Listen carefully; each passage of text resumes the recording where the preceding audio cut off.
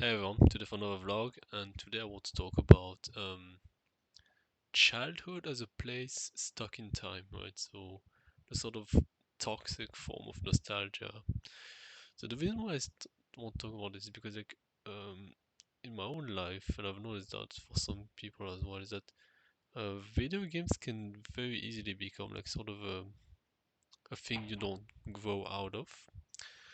This is not to say that video games are necessarily like bad or whatever, right? But like there's a way in which video games really are something to grow out of. Like, it's not so much video games themselves, but it's like more like the reason why you turn to them, right? So, to give my own personal example, I don't think I was ever really keen on video games in my own life, but I think a big appeal to them, for them rather, uh, a big reason why I turned to them is because they were kind of like this. Maybe escape is a bit of a not really the right word, but it's more like this whole thing you could sort of yeah, maybe it's an escape. Maybe it's as simple as an escape.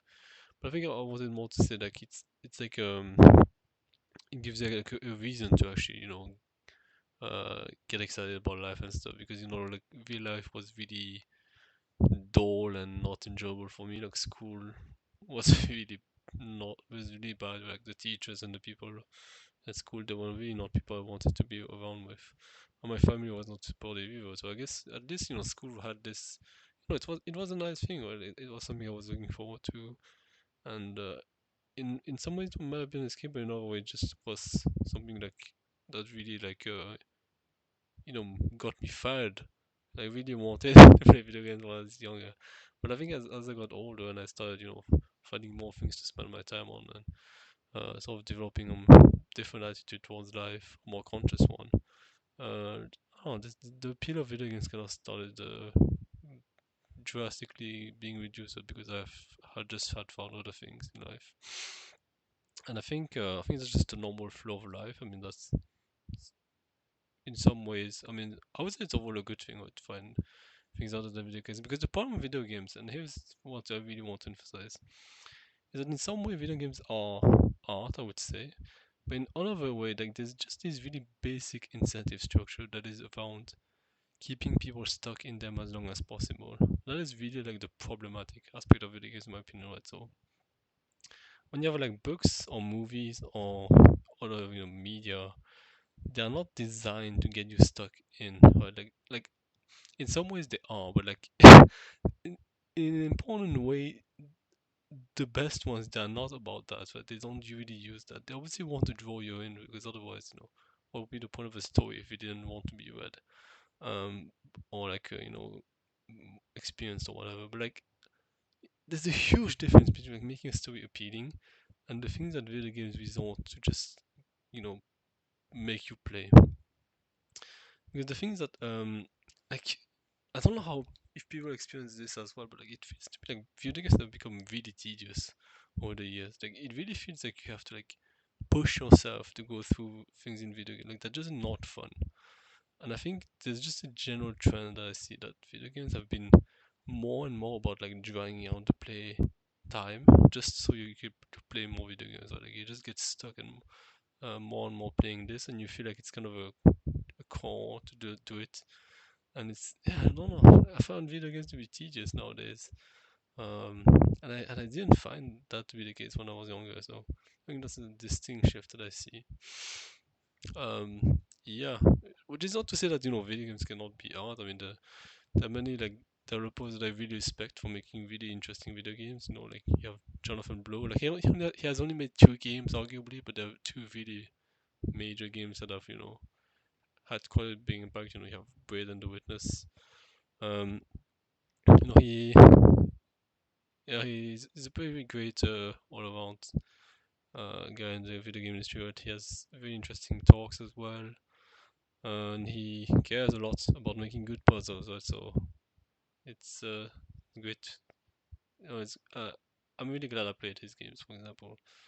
Um, and then, but on the other hand, you have all these other games that just suck so much time off people, and it's really like, yeah, it's really just, there's something really like nasty about those games. It's almost like demonic, if you want to like sort of someone kind of another way of looking at it. It's like the way it just drags people time and doesn't provide anything. It's very like it's almost like a vampire but for a video game.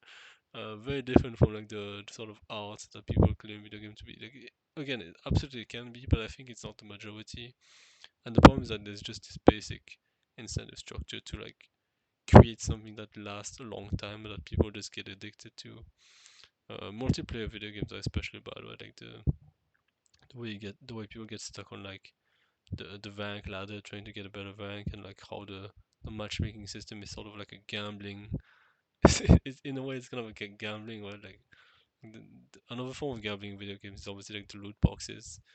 It's kind of crazy that uh, Team Fortress 2 might have accidentally started that. I don't think that bad intentions when it did, but like they basically opened the floodgate to this entire idea. It's kind of crazy. So yeah, to come back on the idea of play stuck in time, there's one video game, more MMORPG, that I think symbolizes it very well, and this it has one. It's probably like the best idea I've ever seen to express this idea of like being stuck in time. And so I'm gonna show you. And the video game is Maplestory, so it's a bit of a scuffed setup that I have. I wasn't able to like capture the just the image. The video game is Maplestory. It's an MMORPG. It started in like 2006, I think. When I was really young, I played it a lot. It was a 2D side-scrolling MMORPG, very unique actually, very unique in terms of MMORPGs. It was god awfully grindy. Like Jesus Christ, you had to spend so much time just to get levels, and it was a, in my opinion, it was a pretty awful game, but it was a very good social game. Like it was, the way I would describe it is it was kind of like social media with a game attached to it. Some people really liked the game, apparently. I think it was awful of a game, but I think it was a good like social media. I think in the beginning of the internet, people were really, I think they were cooler than like nowadays, in my opinion. But maybe I'm just looking at what's in the glasses because the area want to talk about is called Ludibrium. Ludibrium. It's a city made of like Lego blocks, as you can see. Like the floor is made of Lego, and the monsters are like toys. Right? So like you have teddy bears here. You also have like animals. You know, like kind of like the animals that kind of like this, but like a rat basically. Like the teddy bear with a rat. Like kind of like this, you know, like toys or like toy soldiers and that kind of thing. Right? So very like childhood-esque. Right? Like even the sky is nice. You have all these smiley faces. So like this is the surface of Ludibrium. Ludibrium is a very deep uh, tower. I don't have a screenshot for it, but it's a massive tower. This is like the upper part. As you go lower though, it starts to become much darker and like not as nice. But and the theme goes from like childhood. So this is, you could say this is childhood, right? This is like the upper part is childhood. You know, it's innocence, everything's so bright, and it goes to basically death and time. And the reason why it goes to those themes is actually well. It's exemplified very well by these monsters, right? These monsters, they are like tied to the teddy bear, and so the way you could think of it is that basically like in this like deep Ludibrium, right, the lower part of Ludibrium, um, the monsters, they represent like the people who cannot move from their childhood. They're just stuck in time. They're just stuck in time, and they're just tied to that teddy bear. So as you can see, like these monsters, they're dead. Right? They're called death teddy bears, I think. That's their name. I think Death Master Teddy Bears is one. And it kind of seems like they're controlling the teddy bear, but in an important way, they're kind of being controlled by it. It might be more obvious with other monsters. For example, this is the general aesthetics of this area. Right? So you have these clocks. A great reference to Dali, by the way. Um, yeah, this is an example of a monster. Maybe this is more apparent with this. Like these guys, they are literally tied to a clock, right? And they're dead as well. Right? Dead. The theme of this area is death. And yeah, these it's very well explored. They're tied to the clock, so obviously they're slaves to their childhood and time and such. It's a really, it's probably like the coolest I've ever. And if you want to and to really hammer the point that this area is about death, uh, you have like a boss and two like lower bosses at the end, and one of the lower bosses is literally like death. It's Thanatos, the gatekeeper of death in this world. I think in Greek mythology, it's I'm not sure what Thanatos is, but it's related to death once again, right? So very clearly death, and this is what the final boss looks like. You see, this tiny dude is commanding a clock, and you could the way you could think of it is like it's it kind of feels like a man child when you think about it, but like it's just tiny, um, but it tries to like appear big by having all of these gadgets and all stuff. But at the end of it, it's just a kid in a big body. Like that's kind of what the image I get from the last boss. It's like this, like so sort of a being stuck in time that doesn't grow up.